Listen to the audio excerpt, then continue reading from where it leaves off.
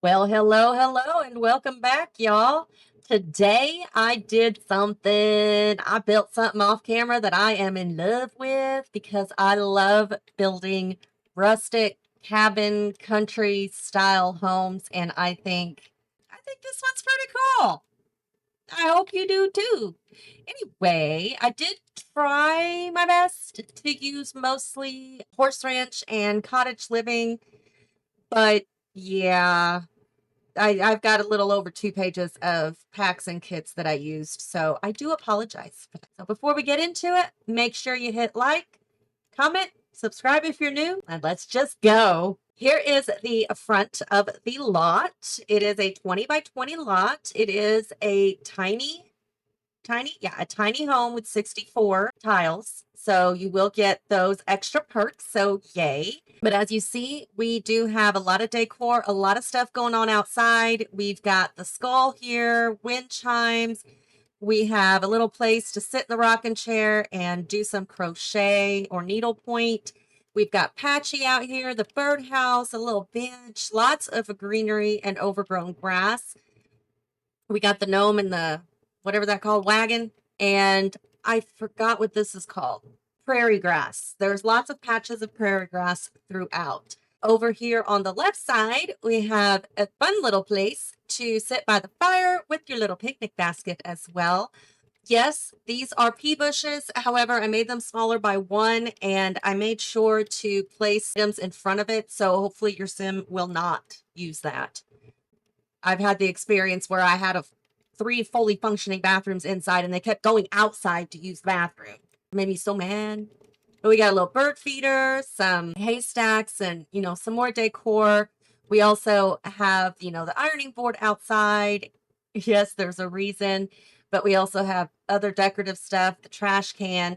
We have the wild bird tree because there used to be a tree there, but the person who purchased this property, they did upgrade a little bit by putting down some wood for the porch out back, but they also didn't want this big tree there to keep the sun off of their crops, so they cut it down, as well as this one here, because this one had fallen over and was dying. So he went ahead and cut that one down as well.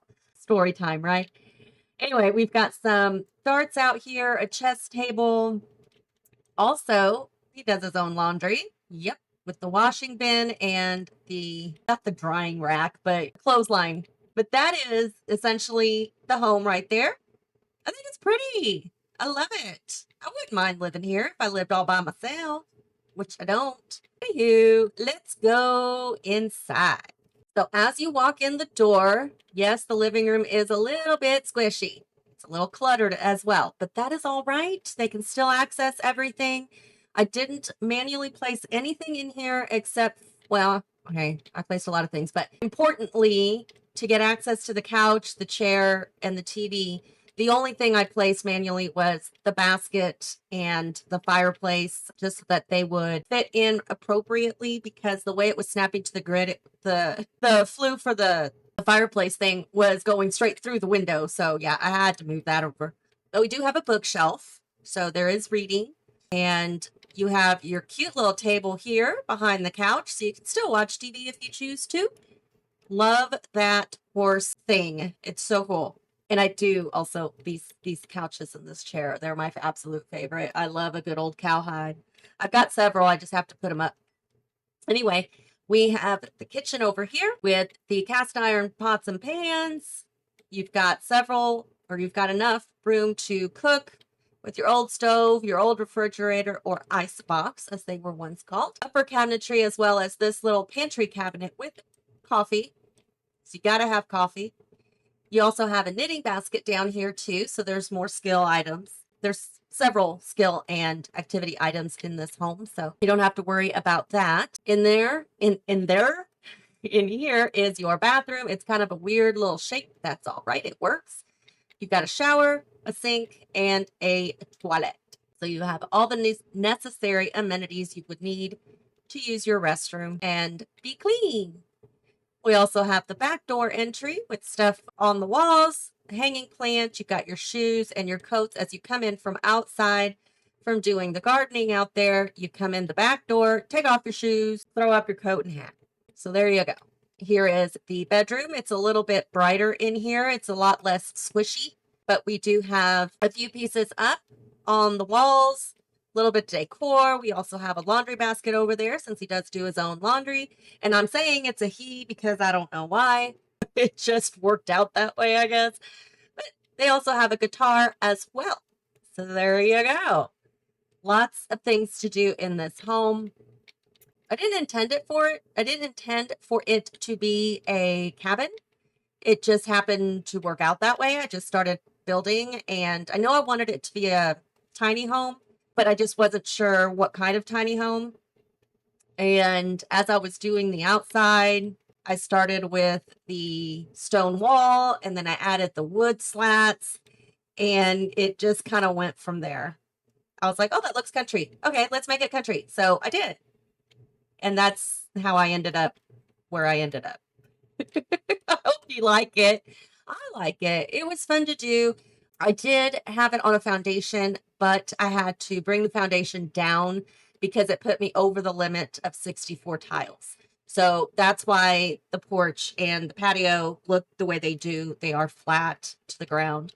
But I think it just kind of adds to it a little bit. And then I added several little chunks of grass and daisies, wildflowers throughout. And then, of course, your garden patches out there. There's a lot of greenery. Took me a while to get that laid out because I didn't want to have like the same flowers, next to each other all over the place. So I kind of had to think about it. So, because I was like, okay, we can have some prairie grass, we can have some tall grass, we can have some daisies. And then I did that all the way around. And then I was like, oh, it needs a little something else. So I started to add these little colorful flowers. And then I added the taller grass. Then I added the pea bushes to add some height. So there was a little bit more dimension because I wasn't getting that. I could have done the basic ground cover like I usually do, but I didn't want to do that because it was too much color. I know there's not a lot of color, but it was too much color. And then I added some terrain paint, this one here with the grass. Oh gosh, what are they called? Grass blades. And then on top of that, like where all the green patches were, the gardening section and everything, I did some light dark dirt, but in light fashion. That makes sense. And then I decided to go ahead and put some faded stones around here going to the patio as well as in the front going up to the front door. It just kind of made sense. So they're kind of worn. They've lived here for a while. So the dirt and the grass has kind of grown over it. And, so it doesn't look crisp and clean or as crisp and clean as it did when he first moved in. But that's all right. That is not a problem. And then here for this, I didn't want to have it come out like this. I'll show you. I didn't want it to look like that. I thought that was weird. I didn't like that. It looked odd to me. So what I did was I grabbed this arrow here, held down shift, so you only get one side, and brought it out. And as I noticed when I put down the pillars, I noticed that the roof still wasn't out far enough. So I did the same thing, held down shift, grabbed this arrow and pulled it out just one more. So it was hanging over those pillars. And then I added a spandrel. However, after adding the spandrel, I had to take out this piece of the fence so that they could get through. Otherwise, they're not going to get through. I know I'm saying a lot of words. Hopefully they make sense. But here's the top down. The living room is the squishiest part, but it's okay. They spend most of their time in the living room. That's why there's so much stuff in there. What I will say most of their time. Most of their time when they're in the house is spent in the living room. The kitchen is wide open. There's a nice little hallway, a nice walkway. The bedroom to the bathroom is a quick cut over the hallway. It's nice. Let's see, what else was there? I didn't know what to add on the nightstands. That was kind of country, so this is what I ended up with. This on the right makes sense. Books and then the gnome. Sure, that makes sense. But kitchen canisters and a pitcher, I don't know why that made sense, but we're going to say it made sense because that's all I had. I couldn't think of anything else. And I wish they had loose shoes that actually had boots, but they don't. The only boots are on this thing over here, which is fine, not a problem. But yeah, his tennis shoes are in his bedroom. That's fine.